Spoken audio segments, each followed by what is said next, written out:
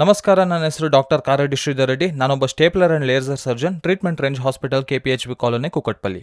ಈ ದಿನಗಳಲ್ಲಿ ನಾವು ಗಮನಿಸಿದ್ರೆ ಪುರುಷರಲ್ಲಿ, ಅದರಲ್ಲೂ ಈ ಡಯಾಬಿಟಿಸ್ ಬಂದಿರೋರಲ್ಲಿ ಅಂಗದ ಮುಂದೆ ಇರುವ ಚರ್ಮ ಏನಿದೆ ಅದು ಸ್ವಲ್ಪ ತೊಂದರೆ ಕೊಡೋದಕ್ಕೆ ಶುರುವಾಗುತ್ತೆ. ತೊಂದರೆ ಅಂದರೆ ಏನು? ಅಸಲಿಗೆ ಏನಾಗುತ್ತೆ ಅಂದರೆ, ಅಂಗದ ಮುಂದೆ ಇರುವ ಚರ್ಮಕ್ಕೂ ಡಯಾಬಿಟಿಸ್ಗೂ ಇದಕ್ಕೂ ಇರೋ ಲಿಂಕ್ ಏನು ಅಂತ ನೋಡಿದ್ರೆ, ಈ ಡಯಾಬಿಟಿಸ್ ಪೇಷಂಟ್ಸ್ಗೆ ಮೂತ್ರ ಮಾಡುವ ಅಂಗದ ಮುಂದೆ ಇರುವ ಚರ್ಮಕ್ಕೆ ತಗಲೋದ್ರಿಂದ ಅದರಲ್ಲಿರೋ ಶುಗರ್ ಡೆಪಾಸಿಟ್ ಆಗಿ ಅಲ್ಲೊಂದು ರೀತಿ ಇನ್ಫ್ಲಮೇಟರಿ ಪ್ರಾಸೆಸ್ ಅನ್ನೋದು ಶುರುವಾಗುತ್ತೆ. ತುಂಬ ಜನ ಬೆಲಂಡಿಸ್ ಅಂದರೆ ಇನ್ಫೆಕ್ಷನ್ ಅನ್ಕೋತಾರೆ, ಬಟ್ ಅದೊಂದು ಇನ್ಫ್ಲಮೇಷನ್ ಅಂದರೆ ಬಾಡಿ ಕೊಡೋ ರಿಯಾಕ್ಷನ್ ಅನ್ಬೋದು. ಸೊ ಆ ಇನ್ಫ್ಲಮೇಷನ್ ಶುರುವಾಗೋಕ್ಕೂ ಮುಂಚೆ ಅಂಗದ ಮುಂದೆ ಇರುವ ಚರ್ಮಕ್ಕೆ ಹಾನಿ ಆಗುತ್ತೆ. ಮಂದ ಆಗೋಗೋದು, ಶೈನಿ ಆಗೋಗೋದು, ಹಿಗ್ಗುವಿಕೆ ತೀರಾ ಕಡಿಮೆ ಆಗ್ತಿರುತ್ತೆ. ಆ್ಯಂಡ್ ನೀವು ಅಬ್ಸರ್ವ್ ಮಾಡಿದ್ರೆ ಕಲರ್ ಕೂಡ ಚೇಂಜ್ ಆಗ್ತಿರುತ್ತೆ, ಆ ಚರ್ಮದ ಕಲರ್ ಬದಲಾಗ್ತಿರುತ್ತೆ. ಆ್ಯಂಡ್ ಟೈಟ್ನೆಸ್ ಆಗ್ತಿರುತ್ತೆ. ಹಿಂದೆ ಕೇಳಿದ್ರೆ ಕ್ರ್ಯಾಕ್ಸ್ ಫಾರ್ಮ್ ಆಗೋದು, ಹರಿದು ಹೋಗೋದು, ಇನ್ನೂ ಸ್ವಲ್ಪ ದಿನಕ್ಕಾದರೆ ಒಳಗಿನಿಂದ ಇನ್ಫೆಕ್ಷನ್ ಆಚೆ ಬರೋಕ್ಕೆ ಶುರುವಾಗುತ್ತೆ. ಇವೆಲ್ಲ ರೋಗ ಲಕ್ಷಣಗಳು. ಇದಲ್ಲದೆ ಲಾಸ್ಟ್ಗೆ ಏನಾಗುತ್ತೆ ಅಂದರೆ, ಒಂದು ರೀತಿಯ ಫೌಲ್ ಸ್ಮೆಲ್ ಬರೋದಕ್ಕೆ ಶುರುವಾಗುತ್ತೆ. ಆ ಏರಿಯಾ ಎಲ್ಲ ಕೆಂಪಗಾಗೋಗೋದು, ಡ್ರೈ ಆಗೋಗೋದು, ಶೈನಿ ಆಗೋಗೋದು. ಅದರ ಜೊತೆ ಹಿಂದಕ್ಕೆ ಎಳೆಯೋಕ್ಕಾಗದೆ ಅದು ಮುಂದಕ್ಕೆ ಇದ್ದು ಬಿಡೋದ್ರಿಂದ, ಕ್ಲೀನ್ ಮಾಡ್ಕೊಳ್ಳೋಕ್ಕಾಗದೆ ಇರೋದ್ರಿಂದ ಒಳಗಿರೋ ಬೆಳ್ಳಗಿನ ದ್ರವದ ರೂಪದಲ್ಲಿ ಆಚೆ ಬರೋದಕ್ಕೆ ಶುರುವಾಗುತ್ತೆ. ಅಲ್ಲಿ ಒಂದು ರೀತಿಯ ಫೌಲ್ ಸ್ಮೆಲ್ ವಾಸನೆ ಬರೋದು, ನವೆ ಆಗೋದು, ಇಂಥವೆಲ್ಲ ನೋಡ್ತಿರ್ತೀವಿ. ಇದನ್ನೆಲ್ಲ ನಾವು ಬೆಲನೈಟಿಸ್ ಆ್ಯಂಡ್ ಬೆಲನೋಪಾಸ್ಟಿಟಿಸ್ ಅಂತೀವಿ. ಬೆಲನೈಟಿಸ್ ಅಂದರೆ ಅಂಗದ ಮುಂದೆ ಇರುವ ಚರ್ಮ ಒಂದೇ ಇನ್ಫ್ಲಮೇಷನ್ಗೆ ಗುರಿಯಾಗುತ್ತೆ. ಅದೇ ಬೆಲನೋಪಾಸ್ಟಿಟಿಸ್ ಅಂದರೆ ಆ ಇನ್ಫ್ಲಮೇಷನ್ ಸ್ವಲ್ಪ ಗ್ಲ್ಯಾನ್ಸ್ಗೆ ಕೂಡ, ಅಂದರೆ ಅಂಗದ ಮುಂದಿನ ಭಾಗಕ್ಕೆ ಕೂಡ ಅಂಟೋದ್ರಿಂದ ಅಲ್ಲಿ ಸಮಸ್ಯೆ ಫಾರ್ಮ್ ಆಗುತ್ತೆ. ಅದನ್ನೇ ನಾವು ಆಡೇಷನ್ಸ್ ಅಂತೀವಿ. ಇದು ಒಮ್ಮೆ ಶುರುವಾದರೆ ಚರ್ಮ ಹಿಂದಕ್ಕೆ ಹೋಗೋದು ನಿಂತೋಗುತ್ತೆ. ಅದರಿಂದ ಫ್ಯೂಚರ್ನಲ್ಲಿ ಬಹಳ ತೊಂದರೆಗಳಾಗುತ್ತೆ. ಕೆಲವರಿಗೆ ಸರಿಸುಮಾರು 3 to 5% ಜನಕ್ಕೆ ಇದು ಕ್ಯಾನ್ಸರ್ ಆಗಿ ಕೂಡ ಬದಲಾಗೋ ಚಾನ್ಸಸ್ ಇರುತ್ತೆ. ಹೀಗಿರೋರಿಗೆ ಶುಭ್ರ ಮಾಡ್ಕೊಳ್ಳೋದು ಕಷ್ಟವಾಗ್ತಿರುತ್ತೆ. ಆ್ಯಂಡ್ ಸಂಗಾತಿ ಜೊತೆ ಸೇರುವಾಗ, ಅಂದರೆ ಇಂಟರ್ಕೋರ್ಸ್ ಮಾಡುವಾಗ ಚರ್ಮ ಸೀಳು ಬಿಡೋದ್ರಿಂದ ವಿಪರೀತವಾದ ಉರಿ, ನೋವು ಕಾಣಿಸ್ಕೊಳ್ಳುತ್ತೆ. ಅಸಲಿಗೆ ಚರ್ಮ ಹಿಂದಕ್ಕೆ ಎಳೆಯೋದಕ್ಕಾಗದೆ ಒದ್ದಾಡ್ತಿರ್ತಾರೆ.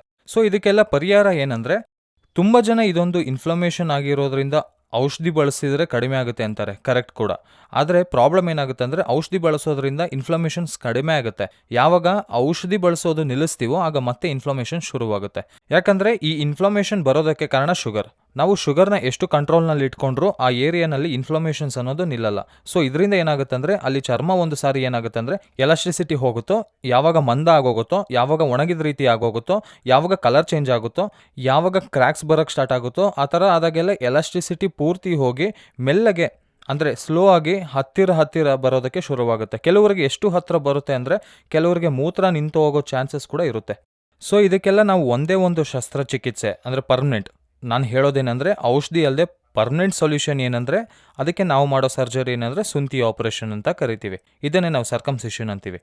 ಇದನ್ನು ನಮ್ಮ ಟ್ರೀಟ್ಮೆಂಟ್ ರೇಂಜ್ ಹಾಸ್ಪಿಟಲ್ನಲ್ಲಿ ನಾವು KSR ಸ್ಟೇಪ್ಲರ್ಸ್ ಅನ್ನೋ ಒಂದು ಇನ್ಸ್ಟ್ರೂಮೆಂಟ್ ಬಳಸಿ ಸರ್ಜರಿ ಮಾಡಬೇಕಾಗುತ್ತೆ. ಇದೊಂದು ಸ್ಟೇಪ್ಲರ್, ಅದರಲ್ಲೂ ಡಿಸ್ಪೋಸಬಲ್ ಸ್ಟೇಪ್ಲರ್, ಅಂದರೆ ಒಂದು ಪೇಷಂಟ್ಗೆ ಒಂದೇ ಸತಿ ಬಳಸ್ತೀವಿ. ಇದರಲ್ಲಿ ಸೈಜಸ್ ಕೂಡ ಇರುತ್ತೆ. ಬಂದ ಪೇಷಂಟ್ಸ್ನ ನಾವು ಎಕ್ಸಾಮಿನೇಷನ್ ಮಾಡಿದ ನಂತರ ಪೆನಿಸ್ನ ಒಂದು ಸೈಜ್ನ, ಅಂಗದ ಒಂದು ಸೈಜ್ನ ನಾವು ನಿರ್ಧಾರ ಮಾಡ್ತೀವಿ, ಯಾವ ಸೈಜ್ ಅಂಗಕ್ಕೆ ಯಾವುದು ಉಪಯೋಗಿಸ್ಬೇಕು ಅಂತ. ಸೊ ಇಲ್ಲಿ ಚರ್ಮ ತೆಗೆಯುವಾಗ ಸ್ವಲ್ಪವೂ ಕಡಿಮೆ ಹೆಚ್ಚು ಮಾಡ್ದಂಗೆ ಒಂದು ಲಿಮಿಟ್ ಪ್ರಕಾರ ಅದನ್ನು ಇನ್ಸ್ಟ್ರೂಮೆಂಟ್ ಸೆಲೆಕ್ಟ್ ಮಾಡುತ್ತೆ. ಸೊ ಇದರಲ್ಲಿ ಪ್ರಿಸೈಸ್ ಆಗಿ ಬರುತ್ತೆ. ಎಷ್ಟು ಪ್ರಿಸೈಸ್ ಆಗಿ ಬರುತ್ತೆ ಅಂದರೆ, ಎಷ್ಟು ಚರ್ಮ ತೆಗಿಬೇಕು ಅನ್ನೋದನ್ನು ಮಿಷಿನ್ ಸೆಲೆಕ್ಟ್ ಮಾಡೋದ್ರಿಂದ ನಾವು ಹೆಚ್ಚು ಕಡಿಮೆ ಮಾಡೋ ಪಾಸಿಬಿಲಿಟಿ ಇರಲ್ಲ. ಇದರಲ್ಲಿ ಈ KSR ಸ್ಟೇಪ್ಲರ್ ಸರ್ಕಮ್ಸಿಷನ್ ಅನ್ನೋದು ಜಸ್ಟ್ 5 minutes ಪ್ರೊಸೀಜರ್. ನಾವು ವಿತಿನ್ ಹಾಫ್ ಆನ್ ಅವರ್ನಲ್ಲಿ ಡಿಸ್ಚಾರ್ಜ್ ಮಾಡ್ತೀವಿ. ಆ್ಯಂಡ್ ಪೇಷಂಟ್ ಇಮಿಡಿಯೇಟಾಗಿ ಡಿಸ್ಚಾರ್ಜ್ ಆಗೋದಲ್ಲದೆ ಅವರವರ ಕೆಲಸಕ್ಕೆ ಆವಾಗಲೇ ರಿಟರ್ನ್ ಆಗ್ಬೋದು. ಯಾವುದೇ ರೀತಿಯಾದ ಬೆಡ್ ರೆಸ್ಟ್ ಆಗಲಿ, ಯಾವುದೇ ರೀತಿಯ ಪಥ್ಯ ಆಗಲಿ, ಯಾವುದೇ ಥರ ಕಾಂಪ್ಲಿಕೇಶನ್ಸ್ ಆಗಲಿ, ಯಾವುದೇ ರೀತಿ ಸೈಡ್ ಎಫೆಕ್ಟ್ಸ್ ಆಗಲಿ, ಯಾವುದೇ ರೀತಿ ಡ್ರೆಸ್ಸಿಂಗ್ಸ್ ಆಗಲಿ ಅವಶ್ಯಕತೆ ಇರಲ್ಲ. ಯಾಕಂದರೆ ಒಂದೊಂದು ಸಲ ತುಂಬ ಜನಕ್ಕೆ ಶುಗರ್ ಪೇಷಂಟ್ಸ್ಗೆ ಹೀಗೆ ಸುಂತಿ ಆಪರೇಷನ್ ಆದರೆ ಹೀಲ್ ಆಗಲ್ಲ ಅಂತಾರೆ. ಅಂದರೆ ನಾವು ಇದು ಕುಯ್ದು ಹೊಲಿಗೆ ಹಾಕೋ ಆಪರೇಷನ್ ಅಲ್ಲ, ನಾವು ಮಾಡೋದು ಕಂಪ್ಲೀಟ್ ಲೇಟೆಸ್ಟ್ ಹೊಲಿಗೆ ಮೆಥಡ್ ಅಲ್ಲದೆ ಸ್ಟೇಪ್ಲರ್ ಮೆಥಡ್. ಸೊ ಈ ಸ್ಟೇಪ್ಲರ್ ಮೆಥಡ್ಗೆ ಶುಗರ್ ಕಂಟ್ರೋಲ್ಗೆ ಸಂಬಂಧ ಏನೂ ಇರೋಲ್ಲ.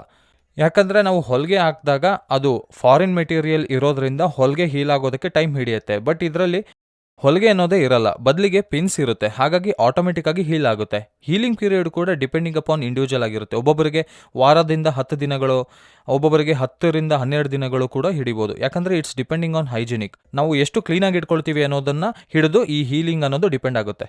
ಸೊ ಯಾರಿಗಾದರೂ ನಾನು ಹೇಳಿದ ಸಿಂಪ್ಟಮ್ಸ್ ಏನಾದರೂ ಇದ್ದರೆ ಖಚಿತವಾಗಿ ನನ್ನನ್ನು ಕನ್ಸಲ್ಟ್ ಮಾಡಿ ಕೂಡಲೇ KSR ಸ್ಟೇಪ್ಲರ್ ಸರ್ಕಮ್ಸಿಷನ್ ಬಳಸಿ ನಾವು ಸರ್ಜರಿ ಮಾಡೋದ್ರಿಂದ ಯಾವುದೇ ರೀತಿ ಕಾಂಪ್ಲಿಕೇಶನ್ಸ್ ಇಲ್ಲದೆ ಈ ಸರ್ಜರಿನ ಪೂರ್ತಿಗೊಳಿಸ್ಬೋದು. Thank you very much.